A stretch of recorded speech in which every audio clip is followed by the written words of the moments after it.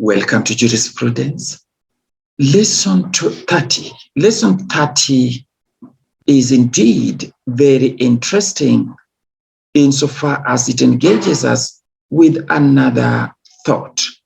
The thought here is the contrast and comparison between the dead and the living laws.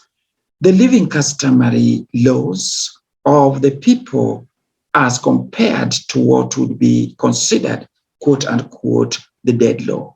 When we say the law is dead, we literally mean that that law is non-existent, that law is repealed, that law is no longer in action. The law is not enforced and it is not enforceable. Therefore, it is dead, as has been averred by so many legal scholars. Looking at this discussion today, we want to rely on the guiding question as follows. Is customary law law or something else? This is where Professor Llewellyn believes that law is not everything the society needs in terms of words, in terms of the prescriptions, the prescriptive rules, the precepts, the orders, commands. What Llewellyn indeed is seeking to help us understand is that the meaning and the understanding of law is very broad and expansive. It captures both the written, the statutory law, and the unwritten, the customary law.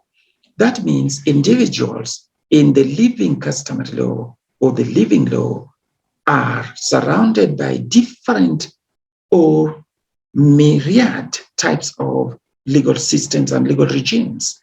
So many norms, so many rules, so many principles, so many beliefs, whether it is faith-based, whether it is cultural, whether it is just within the customary beliefs and practices. These are rules. They are rules that form into themselves what Professor Hans Kelsen has rightly referred to as the grand norms, the basic norms. These are the foundational rules according to Herbert Leonis Adolphus Hart in his Foundations of the Legal Systems, where he refers himself to the system of rules using the primary rules, secondary rules. And we have seen also Adolphus Hart referring himself to the basic rules that are used to enable the legislator to make other rules. And this one comes from the basic understanding of the customary practices, in which the customary law is coming from its spontaneity. It is spontaneous. And such rules, if coded, then they lose their spontaneity and their naturalness. So they remain as they are because they also cater for certain needs for justice in any society of men and women. This withstanding, we want to believe that the argument between the dead and the living laws, we are looking at the question of the law as being practiced, the law as being enforced. The law can be in letter, but it is not enforced. Can we refer to that law as dead law?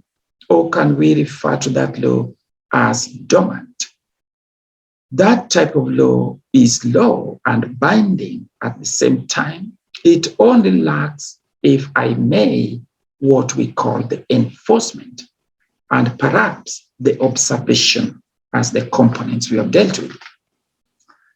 The living customary law has been treated in previous discussions under section 30.4.2.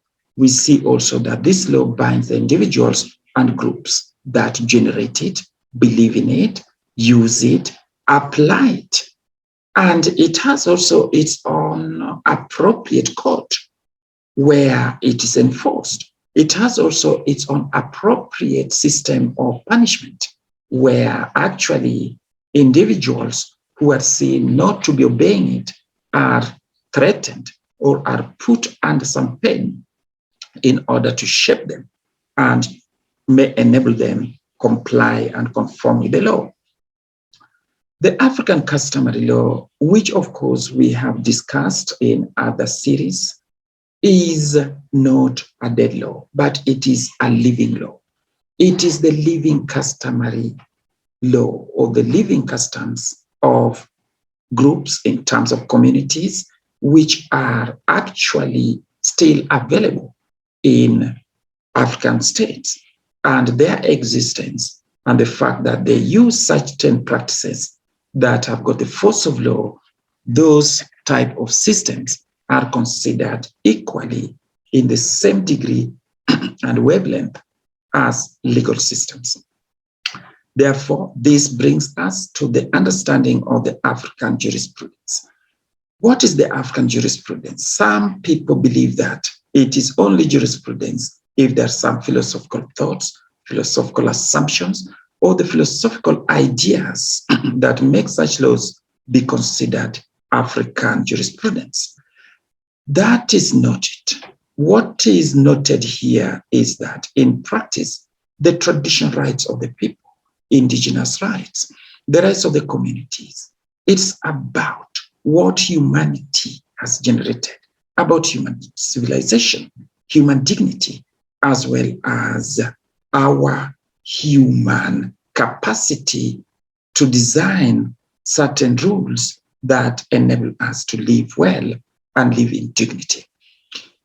Having this understanding, it is therefore very important to know that the African jurisprudence is surrounded by a number of questions. But if you look at what you call the realist jurisprudence, it captures the action, law in practice, law as practiced, as opposed to law as in words, law as a chain of precepts, rules, orders, commands, but in practice, how law engages with the social reality, with the social justice, and how people deal with their issues on a day-to-day basis.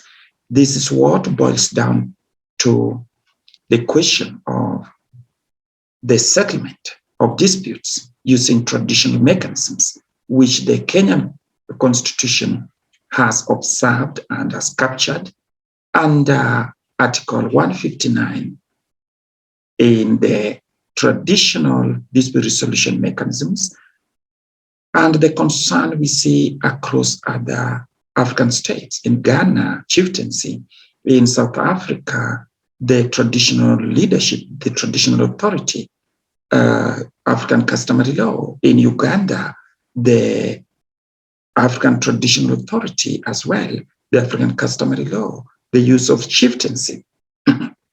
In all this, we cannot dispute the existence of the African jurisprudence. We can only admit that it is still a question of a lot of academic and scholarly work in terms of research and writing, but also what we witness as practice in the judicial processes by honorable judges, determinations and decisions, opinions of courts that are embedded with the African principles and concepts, the African doctrines, and the way the African people see law as a component of culture. And those cultures in terms of languages, in terms of practices, beliefs, but also some ideal concepts such as Ubuntu jurisprudence in South Africa can engage us within this thinking. Undugu society, Ujamaa in the United Republic of Tanzania can as well engage us with the African jurisprudence, how Africans are now designing their legal system in a manner that the Constitution speaks to the people and speaks to the principle of social inclusivity. And this is, again, within the component of human rights under this discourse. Thank you for watching, and bye for now.